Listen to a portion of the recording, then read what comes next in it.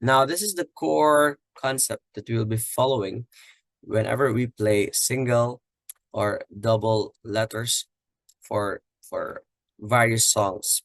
Now, let's always look at it. It's the same with the English alphabet. It has an A, B, C, D, E, F, only up to G, and then it goes back to A. No more H, I, J. It's A to G, coming back again to A.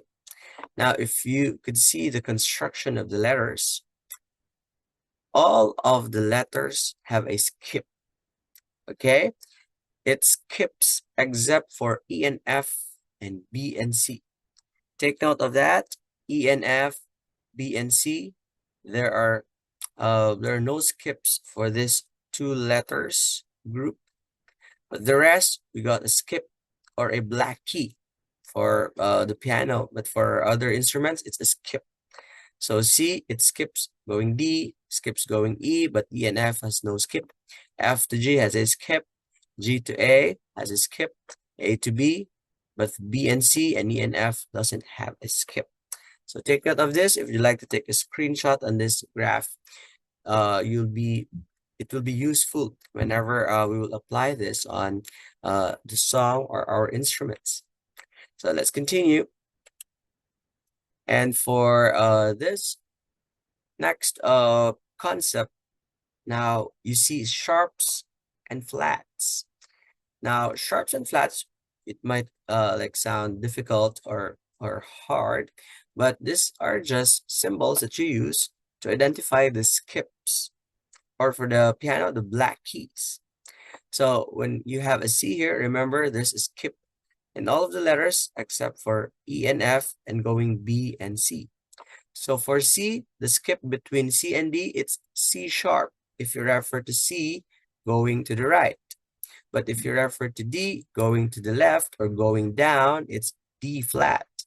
C to the right or going up is C sharp. D to the left or going down is D flat. And same thing goes with the other letters. We got a D sharp or E flat. We got an F sharp or a G flat, G sharp or an A flat, or A sharp or a B flat. And again, if you'd like to take a screenshot on this theory, on this concept, you can do so. Or if you'd like to pause the video, or if you'd like to refer to this picture, you can do so. And remember to take a quick look and good understanding on this concept. Now let's move. Let's see how it is applied to the piano, or how it looks like if you play it with the piano. Now, remember the letters, there have no skips for E and F and B and C, but the rest have skips. So if you could see, C has a black key in between C and D. D and E has a black except for E and F and B and C. All right, E and F and B and C. The rest, it goes with a skip. F to G, there's a black skip. G to A, there's a black skip. And the rest of them, it keeps repeating the cycle. So just remember the concept a while ago, and this one is applied on the piano. Now, if we proceed, this is how it looks like with the sharp and the flat. So see here, we got a C sharp on the right side or going up. But if you refer to D, we got a D flat. And same thing goes with the other letters. Again, you can take a screenshot on this concept so that you'll be able to bring it with you whenever you need to pull out this picture. So F and G, A and B, all have skips. C and D, D and E. So we have the flats and the sharps for them. But for E and F and for B and C, there are no skips. Remember that concept. Now, let's apply this with the guitar, bass, ukulele, or violin. Now, these are all stringed instruments. So let's see how it looks like. The piano might look different, but they have the same concept. And for guitar, bass, ukulele, violin, we will still apply the same concept for these instruments. Okay, so it goes like this. For violin and for guitar and ukulele, bass also will have a limit on this string, But before I'll go more on the details, we will remember that the guitar, so that you will be able to follow this position, you need to have this first position on the guitar where it faces away from you, or it faces backward. Now you'll be turning it upside down, or you turn it towards you, so it will look like this.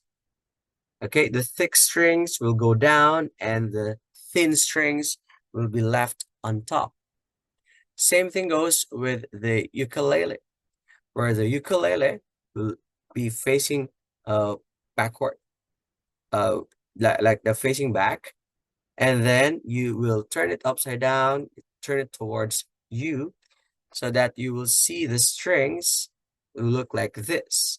The thick strings will go on the lower part and the thin strings will go on the higher part, so that you could follow. For those who have their instruments with them now, you could follow how we will be playing them with the letters. And also for violin, it looks like this. Just go upright position and you'll be able to follow the letters that I will discuss. So let's move forward. Now, again, make sure you got those positions so that you could follow the letter movements for this assignment of letters. So for violin, just remember these constant letters. For violin, you go with the open strings first. You got a G here, always a G here, a D here, an A, and an E string here. All right.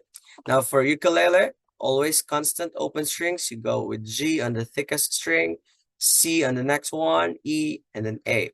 So it's just an open string. You don't need to press anything. Just pluck it openly, and this will be the sound: G, C, E, and A. For guitar, the thickest string would be E, followed by A, and then D, and then G to the thinnest, B, and to the E. For bass guitar, bass would only be up to this letter G. It's 4-string. For those who have 4-string bass guitars, the very common bass guitar will just end with this string for bass. But for the advanced bass players, you will have those more strings. We could have some other links to expand your range. But for this video, we will just have the 4 strings bass and going E, A, D, and G. The thickest is E, next is A, D, and then G. Now, remember how those letters are applied on the piano? Same thing goes with the stringed instruments. Remember the skips? The B and C don't have a skip, so they are beside each other. Also, E and F, they don't have a skip. So again, if you'd like to take a screenshot on this illustration for you to remember or to master the concept, just take a pause or do a screenshot and have this as you can pull out anytime. So we got an E and F, no skip. We got a B and C, no skip. So same concept is like we go with one string here. We got the G string, open G. There's a skip between G and A. Then we go A here, a skip between them. We got a B here, and B and C don't have a skip. Same thing with ukulele. E and F, no skip. E and F, B and C, and the rest have skips on the frets. Now, if you go further, as we are doing the skips now, let's have the sharps and the flats. For violin, these two are the same. It's just that this is with the flats and this is with the sharps. So when you go G, the skip is G sharp if you refer it to G. But if you refer it to A, this skip is A flat in between G and A. And in between A and B, if you refer it to B going down, it's B flat. And if here, A and B, it's A sharp going up, or yeah, going forward away from the head of the violin. So these are the letters. And also for guitar, same thing goes. In between F and G, the skip, if you refer it from F going up, it's F sharp, or G going down or going back to the near the head area, it's the G flat. All right, and same thing goes with the other letters. So again, you can take a screenshot or pause on this part so that you'll be able to master the letter concepts. Same thing applies with the ukulele. Just remember the open strings. These are your foundation. Open strings as your foundation, and the skips would go so on and so forth for the letters.